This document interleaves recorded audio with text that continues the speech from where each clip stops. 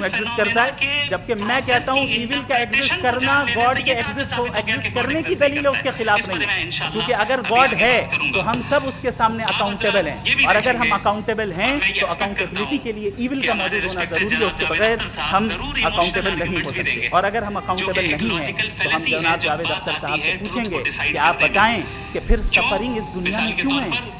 अगर खुदा नहीं है तो सफरिंग क्यों है?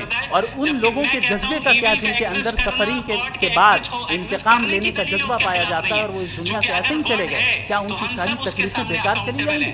अब आ जाएं उसी एग्जाम्पल की तरफ कि बॉल मुझसे अगर कोई पूछे इस बॉल को किसने बनाया या इस एक्सपैंडेड बॉल को किसने बनाया, मैं कहूंगा क्योंकि ये यूनिवर्स और इस यूनिवर्स की तमाम चीजें कॉन्टिंजेंट है। कॉन्टिंजेंट होने का मतलब ये होता है कि जो अपने एग्जिस्टेंस पे किसी के ऊपर डिपेंड करती हो, तो जाहिर है ये यूनिवर्स कॉन्टिंजेंट है।